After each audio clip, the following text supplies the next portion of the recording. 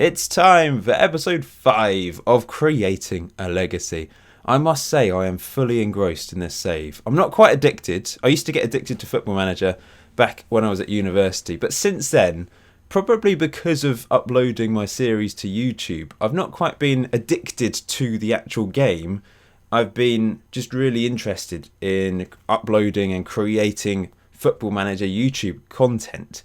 But of course, with this series, I'm not worried about uploading a video every day or every other day, and I'm not showing you actual matches. It's a save update series. I hope you're still enjoying it, because I thoroughly am enjoying this save, and I'm enjoying sharing this save with you. So in this episode 5, I'm going to go through the first half of my 3rd season in charge of West Ham. So in real life last week, I was on holiday in the Cotswolds, and although I had lots of lovely days out, we went to Cheltenham, Gloucester, Tewkesbury, various places in the Cotswolds.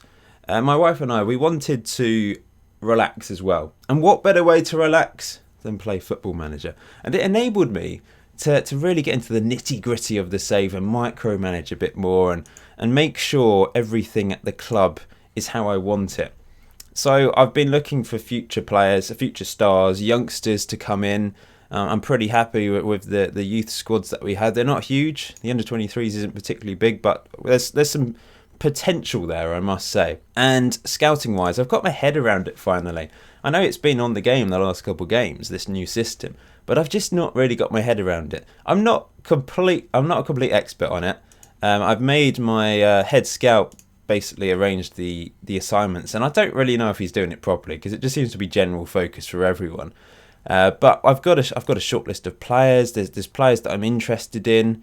I'm sort of thinking about replacements for the likes of Yarmolenko long term, who of course is getting on a bit, but he's still quality. Most of the players that have reached 30, I've thought, well, we need to move them on now. But Yarmolenko he's been unbelievable on this save. He really has. So there's no reason to get rid of him, but I am looking for alternatives for him for the future. So I've really enjoyed sort of micromanaging this save and looking at the detail. Of course, last season I focused a lot on bringing in staff members. We've got a huge staff at the club, lots of quality there. But let's talk about the transfers first. Now, I will mainly talk about the players going out to start with, but I just want to focus on the one big name coming into the club, because you've noticed him in the video thumbnail. It's Andrea Borlotti, the Italian striker, international striker. I think he's world class. He is. He's such a good striker. He was somehow still at Torino until this summer, which is probably the reason why I was able to sign him for only £21 million. An absolute bargain. They just couldn't afford the wages that he wanted. He became a little bit unhappy that he was still playing for Torino. PSG were interested. I thought they were going to bid, but in the end he agreed to come to us. It's the biggest contract at the club, 180k a week. It's a lot of money for West Ham. But of course, we got to the Champions League final last year. We're at that level. We need to be spending money on big players like this. I know we haven't spent a huge amount of money on him, but contract-wise, we've spent a lot of money on him. There's a lot of faith in him. Now, I feel a little bit sorry for Sebastian Haller, because of course he scored 38 goals last season, which is pretty insane. Let's be honest, what a season he had. But Borlotti is next level. He's faster, he's a better finisher. I don't think his link-up play is quite as good as Haller, passing and vision-wise maybe. Let's just have a quick look at that.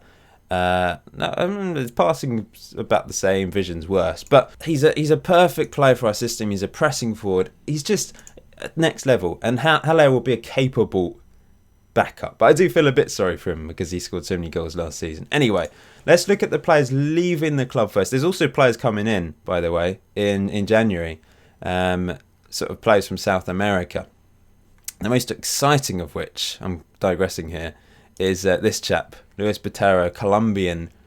He looks really good. I really like the look of him. So that's a player to look forward to. But leaving the club then, there's a lot of players leaving. But this list never includes the players that were released. So if we look, I think this will show the players released. Here we go. I've not really looked at this before. This is a useful thing to look at. So most notably, club legend, club captain Mark Noble has gone.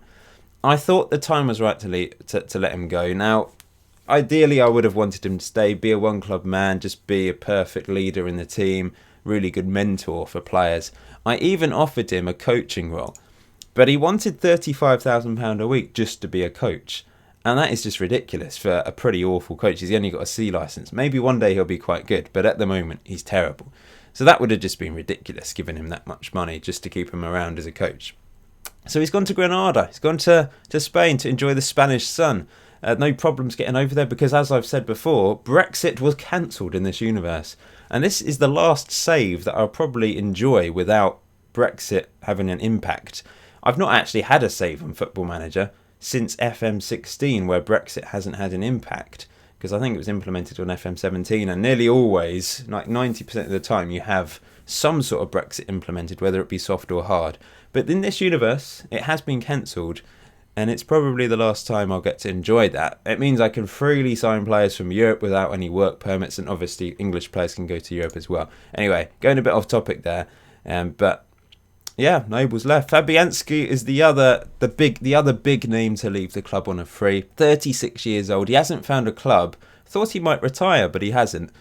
He probably would have been good enough to be our number one for another season, just about. But I wanted to upgrade, and I think it was time to let him go. So he is gone. He's been a great servant for the last 2 seasons for me. A few youngsters left the club as well. David Martin, he's retired and become a goalkeeping coach. So transfers then. Lots of youngsters leaving. I'll just quickly skip through, like for very little money, but it's something. I'm pretty pleased. He's gone out on loan, sorry. Darkwa, he's left. Just very little money, but it's better than nothing. Sometimes I think you could just let them go for free, but I wanted to get a little bit of money in. Joe Powell, Haksabanovic, 1.9 million, not a bad fee for him. Although, annoyingly, I think my director of football rejected about 4 million for him about a season and a half ago, so that was annoying. Joseph Anang left. Connor Coventry has left.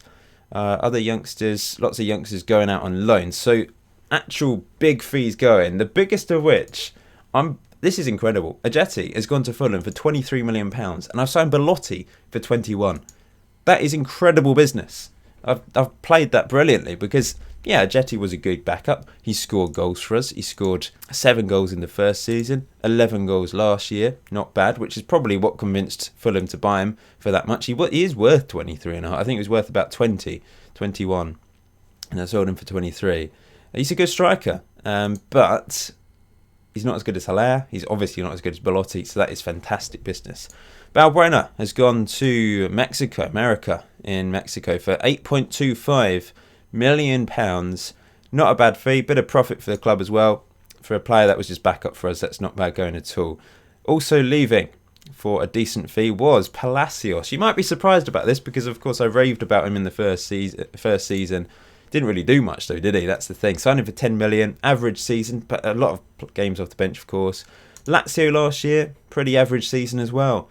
So I thought I could have him as backup here, but no, I've decided to cash in, make a bit of profit, sell him on. I think there might be some sort of sell-on fee. I can't really remember, but his minimum fee release clause that he's agreed with Galatasaray is only 20.5 million. We could sign him back. If he becomes really good, then I could sign him back for 20.5 million, and that wouldn't be bad at all, I suppose. Antonio's gone. He's moved to Greece. £5 million, 31 years old. One of these players that has reached 30 that I was talking about that I think I need to try and sell him on now before he's worth absolutely nothing. I did give him a new contract last year just to try and keep his value up. He was worth like 20 million, but no one wanted him because he's 31. So I sold him for 5 million in the end. And Jonathan Gonzalez didn't work out. I couldn't get a work permit for him. It just couldn't be agreed. He went on loan to Portugal twice, of course. Pretty poor season last year. And I thought, let's just cash in on him as well. I've made the same amount of money that I bought him for, so it's not bad going. It's just one of those failed transfers that didn't quite work out. And like I said, lots of players going out on loan that I'll probably talk about later on in the video. Coming into the club then, lots of players. The first of which was a replacement for Fabianski. Emil Adoro, who is an Italian goalkeeper. He's got in the Italian team, but he hasn't been capped yet. He is quality. I really like the look of him. He was the best goalkeeper I could find that wanted to join. That wasn't a ridiculous amount of money, basically. So I think he's better than Fabianski right now, obviously. because Fabianski's 36. I like the look of him. He's a good goalkeeper. Of course, Borlotti we've talked about. Next up, a youngster, French youngster, £1 million. I've signed quite a few of these players that maybe won't reach any potential, but there's a chance they will. This is quite a nice free transfer, Bangura, who's only 18. He's got a bit of potential as well. For free, it's worth a punt. There's nothing wrong with that, and I've loaned him out to Bolton Wanderers.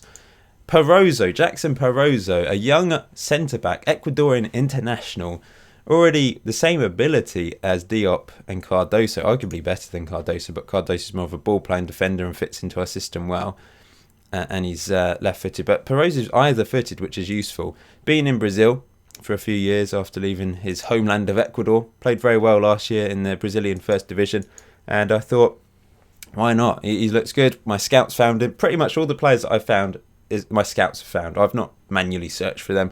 It's been players that my scouts have offered me, I suppose. Next up, my fourth choice centre back. So I sold Balbuena, of course, and did we miss Ogbonna? We sold Ogbonna. I don't know where Ogbonna is, but there he is. He went on a free to Parma in the end. I couldn't offer him out for any money. So yeah, Ogbonna went on a free. So I only had two centre-backs, Cardoso and Diop, so I needed to bring two in. Of course, we brought in Perrozo, and I brought in Badiachil, who is a Frenchman. He played for Monaco, moved to Portugal, and we've signed him for £3.1 million. Decent-looking fourth-choice centre-back, still young, 20 years old, bit of potential there. Don't know if he'll reach it, but it's a good player to bring in, I think, as a fourth choice. Kurt Christensen, is a Danish 16-year-old goalkeeper with a lot of potential. High hopes for him. Nathan Trott will be our backup this season. He's not the best backup, but he's a backup that won't complain about being on the bench behind Adora. But Christensen is possibly the next star. It's come from Denmark for £1 million, £2 million. Pretty much all the youngsters that I've signed, I've had to put like a 30% sell-on profit fee as well, just to convince them to sell him basically for quite a low fee. Hunziker, a Swiss player, Swiss striker, has got potential. Quite like the look of him. 15 on dribbling, finishing and first touch. So he's fairly technically gifted. He's come from Basel for £200,000. Next player he's Belgian, but he has come from Anderlecht, in fact, for £3.5 million. In part of the deal, I agreed to loan him back to Belgium. He's a winger. I'm basically trying to find a replacement for Anderson, because he'll either be sold to someone like PSG who will come in, or eventually he'll get old and I'll need to find a replacement. So I've been looking for wingers. Veenvliet, something like that. Dylan. He's Dutch from Feyenoord. Once again, I've loaned him back to his club for £3 million, possibly rising to 5 if he makes international appearances and that sort of thing. I kind of doubt he will, but it's just these low fees. I'm just spending a bit of the money on young players on the hope that they'll turn into decent players. Weston Mcaddie is a good player. He's ready for the first team now. He's probably going to be Declan Rice's backup as the half-back, but he can also play box-to-box midfielder, ball-winning midfield. He's an American international, already got 31 caps at the age of 22 and scored 6 goals, interestingly. He left Dallas Juniors a few years ago for Schalke, and he's played fairly well over the last 2 seasons. £18.5 million. He's a good midfielder. Look at aggression, bravery, tackling abilities. He's just a hard man in midfield, but he's also got some interesting attributes such as long throws. He works hard. He's got good physical attributes as well. I like the look of this guy. He's a tenacious defensive midfielder, you always need one of those in the team, don't you? Hajjal, there was a few transfer listed youngsters, and I signed this guy for only £18,750 from Heerenveen in Holland. He's a Swedish player. He's not bad. He's just an extra man for under 23s, really. And lastly, we sold. I forgot to say, we are about to sell Ryan Fredericks for £10 million to Sporting. It's about to go through. So I've signed in readiness Kevin Malqui, who is a Moroccan international. He's originally French, but he started playing for Morocco eventually. And he's a bit of a journeyman, but he's a backup for Vasalco. Possibly will compete for that first team spot. He was 29 when I signed him. Was he? No, he was 29 when I put the bid in, and he was 30 by the time he actually signed. So he's actually the first 30-year-old that I've signed in this save. But he's a good player to just sort of sit there alongside Vasalka. But Fredericks is about to leave, moving over to Portugal. I thought it was time to probably cash in on him. £10 million, not bad at all, I don't think, for him. So this is the first team squad, and this is the under-23 squad. There's some youngsters in there that I've got high hopes for. Diallo still, he's gone back out on loan to Blackpool. Cameron Kemp, he's gone on loan to Rochdale, was at Wycombe for the last half of last season, like the look of him. Todorov, who may be put into the first team, so I don't really have a backup for Felipe Anderson, to be honest. Bulgarian, still not even 17 years old. What a player. What a star this guy is. He's got the potential to be world class, I think. Then, of course, in the under-18s, there's some decent looking players as well. We've got Christensen. I also signed, was it Morel last year that I signed him? Did I miss him? I don't know. £2.5 million he came in for. Maybe it was January, in fact. So we've got two quality goalkeepers there. Xavier Joseph, who came through our own academy, has gone out on loan to Carlisle for the second time. And then there's this player, Catalo, who I quite like the look of, also came through our academy. He could be an advanced playmaker or winger, could even play up front, but I think he probably should play as an advanced playmaker. I find these regions so funny. 17 years old, not a single hair on the top of his head, and he's got a moustache that a World War I fighter pilot would be proud of. Brilliant. Anyway, I think that's it for the time being. It's time to play through the first half of this season. Wish me luck. I tell a lie. I forgot to tell you about the Club World Championship, which unfortunately we did lose. We lost the final 2-1 against Liverpool. You might be wondering what the hell this competition is all about. Well, it's an expanded Club World Championship. I think it's going to take place every other year or every 4 years. I'm not entirely sure. But of course, previously it was every season, held in the winter. Quite a few, not very many teams involved in it.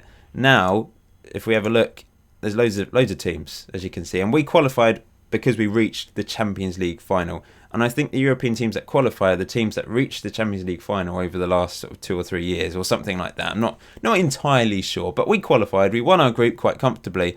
And interestingly, those games actually took place at the end of last season. And Borlotti had already signed and he scored a hat-trick on his debut. 4-1 win.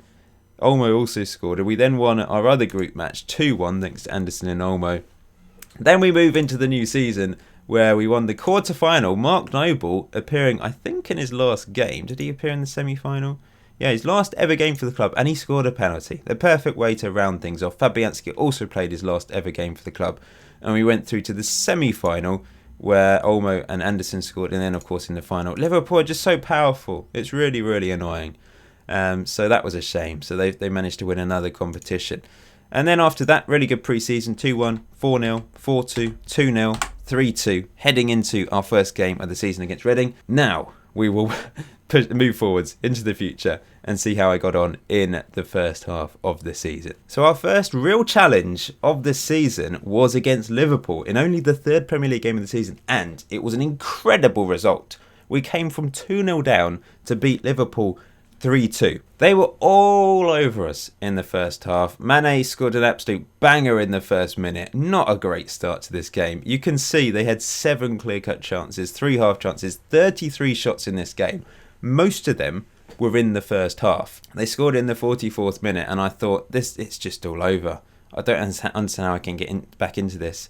But I was still playing the tactic that was very successful last year, and I decided, why don't we just change things up in the second half? And I will show you that tactic in a little bit, because it really was magical in this game. It completely transformed this team. We did actually get a goal back just before halftime before I changed things, but I knew I had to change things properly in the second half, and somehow we went on and managed to win. This was the equaliser. Let's have a look. Borlotti through on goal. 1-on-1 saved. 1-on-1s are broken. But maybe not anymore. I'll talk about that in a bit as well. So Yarmolenko equalised. Unfortunately, he got injured, and it was a 2 to 3 month injury, which is a little bit irritating. But we still managed to score the winning goal. What a result! And it was Fornals who came off the bench to get the winner, and it was a complete goal line scramble. I have no idea what Alisson was doing, and Fornals slid in and stuck it over the line to complete an incredible comeback against Liverpool. We'd only beat them once up to this point. We lost so many times against them. The next really big challenge was against Man City, who had won their first few games about 5-0 or something ridiculous. They were absolutely flying. They were top of the league, ahead of ourselves and Liverpool. Really surprising. But away from home, we were just far too powerful for them. Felipe Anderson scored. Diangana, who's come in for the injured Yarmolenko, managed to score. Even Lokonga, our Belgian central midfielder, managed to score. Sané scored for them, but it really was a special result, and it enabled us to catch up with Man City. And now, at the halfway point of the season, we are top of the Premier League by 5 points, and we are unbeaten. What an incredible start to this season. 15 wins, 4 draws, a plus 31 goal difference. Not scored as many goals as Man City or Liverpool, but our defence has been so solid. 49 points. Wow. What a season it has been. It's been very special. We've only lost one game, which was actually in the Champions League final. Just show you the view that I like. Champions League final, what am I talking about? The Champions League group stage against Porto. But we did manage to navigate our way through a very tricky group because we lost against Porto, finished bottom, of course. But we managed to defeat PSG 3-1. We also drew against them 0-0 and another draw against Porto 0-0. And we also beat Valencia twice, 3-0 and 4-1, to go through top of the group, just ahead of PSG. But that was a really tough group to navigate our way through, so I'm pretty pleased with the lads for that one. Overall, it has been a magnificent season. Of course, the highlights, the wins against Liverpool and Man City. There's the Liverpool game. We beat Chelsea 2-1 as well. We beat Arsenal 2-1. 0-0 draw against Spurs. There's the 3-1 win against Man City. We beat Man United 3-2. We beat Spurs in the Carabao Cup quarters final 5-2 with Borlotti scoring a hat-trick. It really has been magnificent. And if we have a look at the squad, goals-wise, Borlotti 18 goals this season. Yarmolenko injured for I think it was 2.5 months in the end.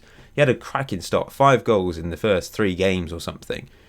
Got injured, he's come back and he's just picked up where he left off. He's just been so good. His average rating is ridiculous. Anderson as well, 10 goals, 12 assists. Special player.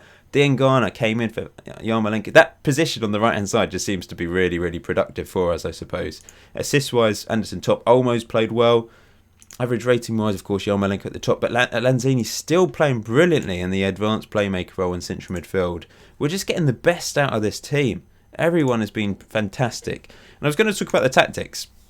So I'm continuing to use this tactic, but previously we had the fullbacks set to wing back. And it was it was great going forwards. It really was.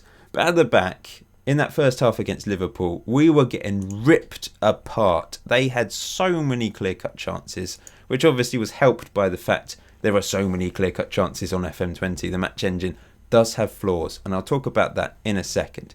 So what I did in that Liverpool game was I switched to this.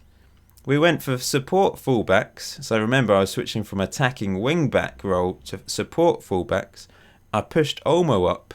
I put in a ball-winning midfield. I brought Mcaddie into that role, and it was just superb. We just stopped them. They didn't create anything in that second half. So I've called it the West Ham versus Liverpool tactic. I don't know whether I'm going to use it again though. I've used it every now and then, but primarily I've used this one. I've also got the counter tactic, which is slightly more defensive, as you can see there.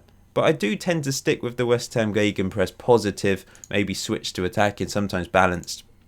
And that's what I tend to use. And it has just been so good for us for the last 3 seasons. But I have changed things slightly. Of course, we've changed the fullbacks. We've also gone for the offside trap now, which does seem to be working because defensively we've been very solid. Now, I was going to talk about the flaws with FM20. I've thoroughly enjoyed this game, but there have been some very frustrating things. And those of you that play the game will probably know the problems with the game. There are so many clear-cut chances created. That is the first issue, really. There's too many clear-cut chances created. And to kind of compensate for that, Football Manager has decided to basically stop one-on-ones from being scored. You would see the very odd one-on-one being scored. Of course, I've not had problems with my strikers scoring. Haller scored 38 last year. Borlotti scored 18 this year. However, one-on-ones are just dreadful. You could have 10 one-on-ones and you might score one of them, basically. It really was poor. So Football Manager have acknowledged that's a problem. The other problem is too many long balls splitting your centre-backs and creating those one-on-one chances. But yeah, Football Manager have acknowledged that, and they have brought out an update, but it's not for the whole game yet. At the time of recording, it's not. So it's a public beta. So if you right click on here, go to properties, go to betas, you can then select the public beta drop down, or you can unselect it, although it's not letting me do that at the moment for some reason. Anyway, that's installed, and that seems to have solved a lot of the issues with the one-on-ones. I was worried that it would break my tactic. I thought, oh no, maybe it's not going to be a good thing for my tactic, because I've found it, obviously the gegenpress style has been really, really powerful for me and really, really effective, maybe too effective. But we continued. I can't remember when I installed the update. It must have been around about here, I suppose. Let me just think. I think it was probably after this draw, and then I won the next 6 games. I then drew one against Spurs, and I thought, oh, maybe, because then I only beat Luton 2-1, Everton drew 2-2, PSG 0-0, and I thought, well, maybe the tactic's not going to be quite so effective for me. There are less clear-cut chances overall, and less chances to score from. But since then, it's picked up a bit. We've got used to it. We've adapted. I have changed things a little bit. We've gone with the offside trap, and changed the fullback roles, of course, earlier. I've changed to a Mazzala on attack duty rather than support, and it just seems to have helped a bit. And yeah, it's much better. So I would highly recommend installing that public beta. They might eventually, they should eventually release a proper patch. There's maybe a few issues with it still. I don't know. I've not really suffered from that. I've found it pretty effective, and it's obviously worked very well. So what a brilliant first half to the season. We're through to the semi-final of the Carabao Cup. We're top of the league, unbeaten. In part 6, in episode 6, you will find out whether I can go the entire season unbeaten. I really hope I can. That would be a fabulous achievement. Of course, the FA Cup's going to start soon. We've got the Champions League to look forward to. We're going to be taking on Napoli in the first knockout round. And we're having a fantastic season. There's a few players joining the club in January as well, which I've already mentioned. Of course, Botero.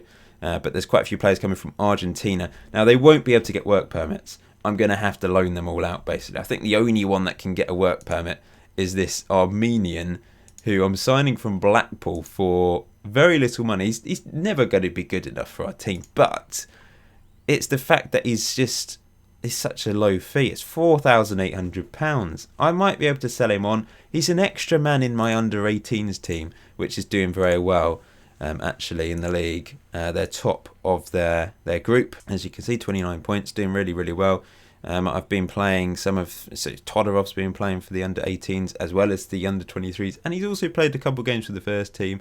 Now, the reason for that is because I'm not actually getting my under-23s to play competitive football this year, apart from the Johnston's Paint Trophy, whatever it's called. Where do I need to go?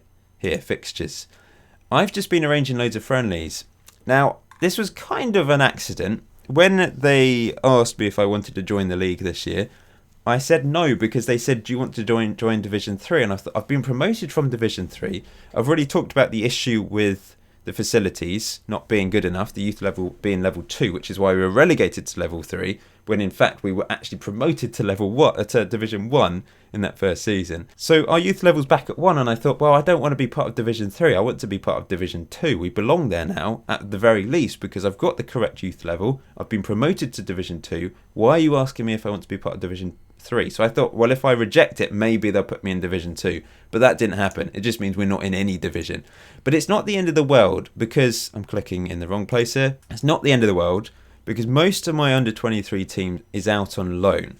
The other players can basically play under-18 football, or they just end up playing friendlies, and it's still game time. And they're playing very well and winning games.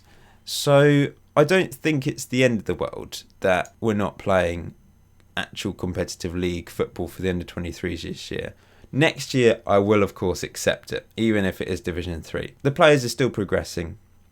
They're progressing out on loan.